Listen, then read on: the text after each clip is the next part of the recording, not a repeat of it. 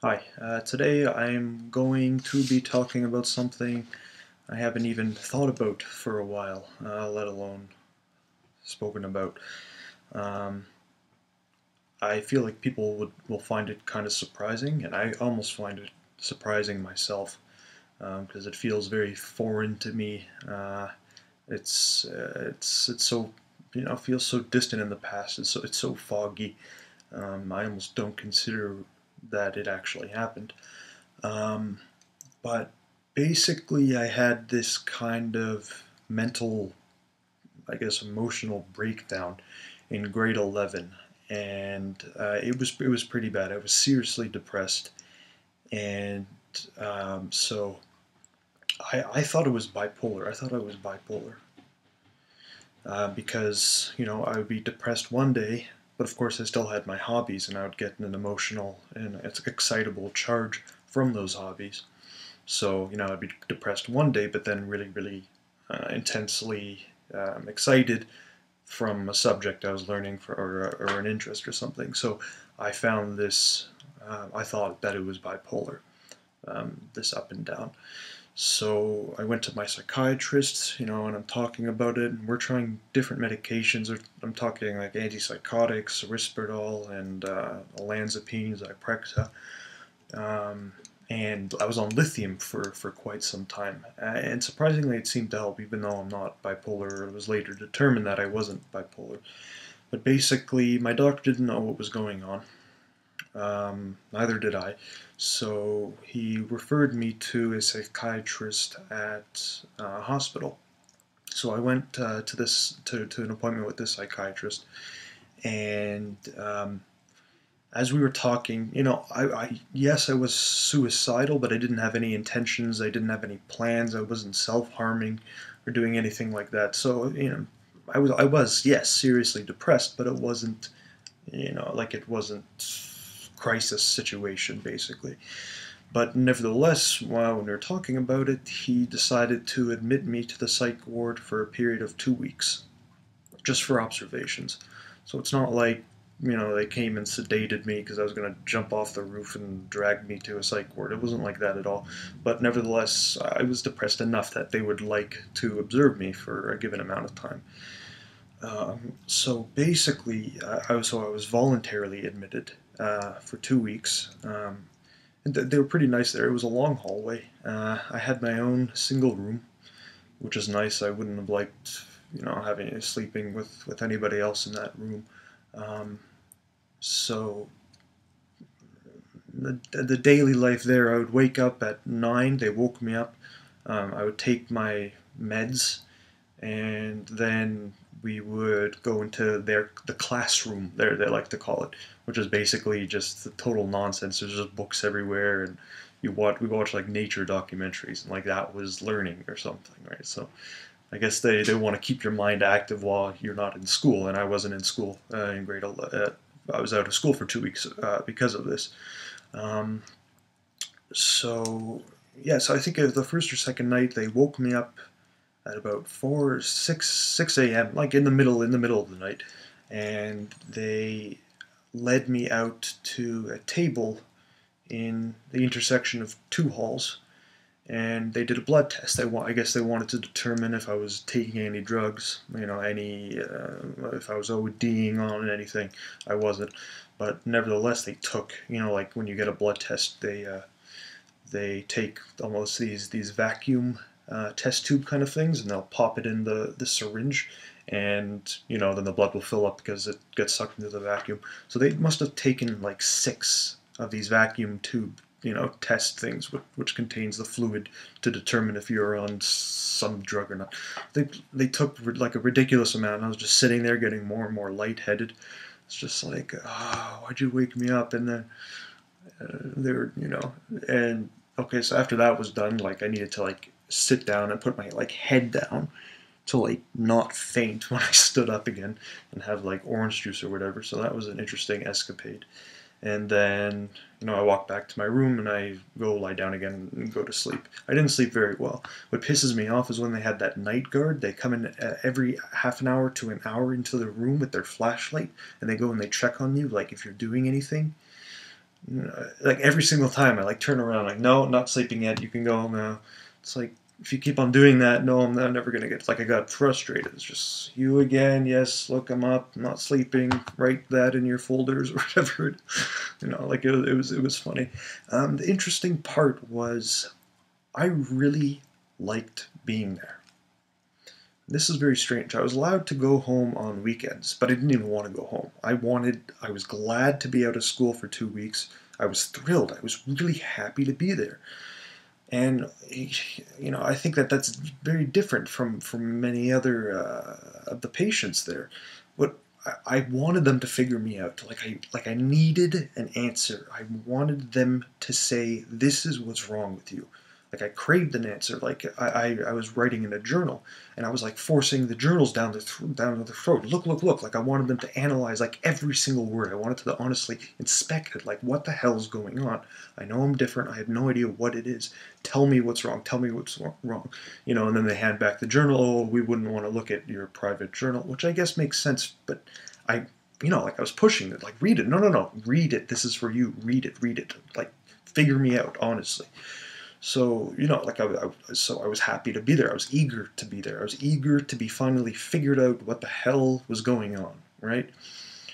Um, and, they should have seen some clear signs of Asperger's. One of them was, in the classroom they had a fish tank. At this time I was really, really interested in aquaculture, keeping aquariums. I knew all about the chemicals in the water and the nitrogen cycle and how to cycle a tank and things not to do with the tank and all the water changes. So you can see I have a tank in my room right over there. It's a small one, but there's probably about $2,000 I put into that, and all those drawers. They're all the chemical and testing kits and water vacuums and everything else. So I was really, really, really intensely interested in fish and keeping aquariums. And so they had an aquarium in that classroom there, and it was a nice aquarium. It was big. They had nice fish. They had cichlids in there. And cichlids are really nice fish. I like them a lot. But they didn't have a filter of any kind. It was just bubble. It was just an air pump. So it wasn't really filtering in the water. The gravel at the bottom is covered with sediment because, they're feeding the fish, but the fish don't eat everything, and the food goes down and just decomposes. And eventually, there are bacteria in the tank, so it's not harmful for them. But eventually the nitrates, which is the end product from the start with ammonia to nitrite, eventually nitrates are going to, the levels are going to rise. So this is called the old tank syndrome. So, and they haven't done water changes. So I felt really bad for these fish, So what I did was, when my parents came up to visit me, I had them bring all my fish tank equipment over to the psych ward, because I wanted to fix the classroom, the psych ward's aquarium, to diagnose it and to see what was wrong with it, So they brought up a whole bunch of, testing strips. This thing, which is a gravel vacuum, is how you do the water changes. Meanwhile, you do them, and you could vacuum the gravel at the same time. It's a siphon. It picks up the dirt, but not the gravel. So. So they brought that, and so basically I was remodeling this fish tank. I took out all the rocks and all the fake plants in there, and I was cleaning them underwater, and also for the water changes. So I used a gravel vacuum, but I didn't have anywhere, like I didn't have a bucket to put the water in, right? So what I did, I noticed there was a recycling bin next to the fish tank. It had a blue bag in it with cans or whatever it is. So I thought I'd use the recycling bin. So I tied off the bag that was in there. I didn't even tell anybody I was doing this. I just did it, and they, when they found out, they're just like, okay, like, great, they'll have a nice clean fish tank. They were interested in what I was doing, and the fact that I knew that I had known so much, and I was telling them all about the fish. So anyway, so during a water change, so I noticed that the recycling bin without the bag was dirty. So I needed to clean it out. So I go to the men's bathroom on the psych ward, which is doorless, and the shower doesn't have a door. Everything's kind of concealed, so you'd have to go into the bathroom to actually see somebody in there. But anyway, the sinks were very low. The faucets were very close to the bowl, so this recycling bin could not fit under there. It wouldn't be able to hold so much water. It'd just be dumping it out to take it when I removed it from this tap.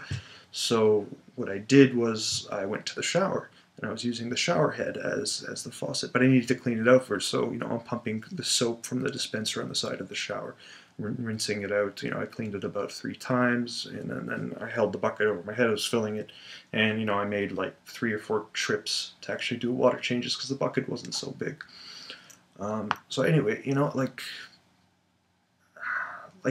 it's, I think people don't question those things, because I'm so eager and I'm so excited to do that. But I don't think the hospital staff said, I don't think they pathologized that, right? They didn't really take that into consideration. That was just my character, but that was the genuine problem. That's why I was depressed. Like, I didn't want to be around anybody. Like, I knew something was wrong with me, and it just constantly is hitting me in the face over and over again that you're different. What the hell is it? Like, what the fuck is wrong? And I needed an answer. I needed to say, this is what you have. And they looked like that fish tank would be like a clear sign of an obsession, of a special interest. I'm sure there are going to be other patients who would be nice and clean out the fish tank, but I was so involved with it, and I couldn't think about anything else besides that fish tank. And I was always looking for approval, like, hey, look how nice the fish tank is now that I did it. Hey, and when they would compliment me, it's like, yes,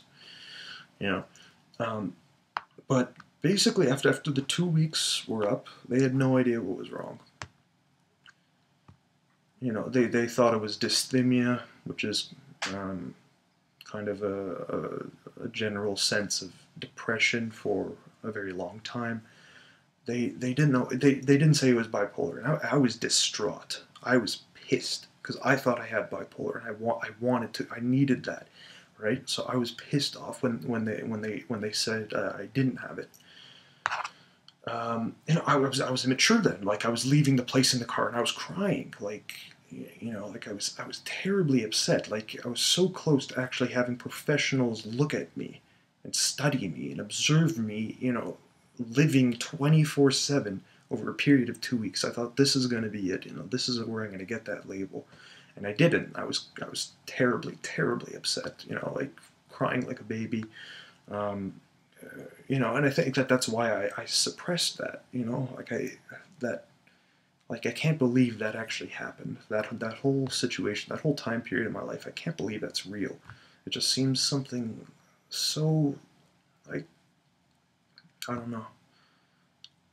Yeah, and I don't even like thinking about it up till my official diagnosis, when I could revisit the past and look at things. I didn't even my family doesn't even talk about it. It's like that time period of grade 11 is just erased. Erase it.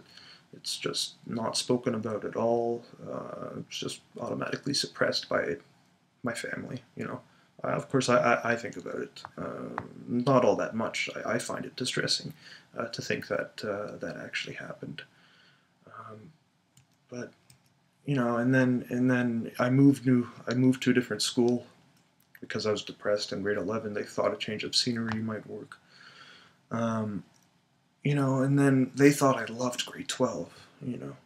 My parents thought, this is the change. The school's amazing. But they didn't notice that I was cracking jokes and putting on accents constantly. I was always making them laugh. Like, I was making my parents crack up all the time. I was putting on voices. Like, everything I said, like, I never told them anything. It was just constant jokes. It was constant accents and personas I was putting on. I was hiding. This was me being nervous. This was how I acted. I was like the class clown in grade 12 at school. I was doing, I was saying stupid things. Like, that's how I remained kind of hidden. Of course, when you see it from the outside, it looks like I loved grade 12, like I was having the time of my life. But I think it was quite the opposite. I think that's a pure anxiety response. It was a facade, basically, and it functioned well. But so I was still immature in grade 12. At the hospital, when they released me, they even told my parents, I'm immature." That word went around a lot. And now I realize in some sense, I still am immature. I might talk about subjects in depth. I might absorb information and able to retain it, but life skills can life skills and intelligence are two completely separate things. You can have one without the other, and my life skills are definitely lacking. So in that way, I'm very immature. I'm emotionally immature, but I suppress everything. So I don't really show anything. So I can imagine people watching this video and being surprised that all this happened, or you might not be surprised. I mean, anyway. So yeah, there's my adventure in the psych ward and playing with their fish tank. It better be good now. I don't know if I ever go back there to I'm never gonna go back, but I would like to see what condition the tank is in now. I guarantee you, it's just back to debris on the bottom and the bubble jets going. All my work, even my presence at the hospital is probably completely vanished with my file. Spooky. Anyway, thank you for watching.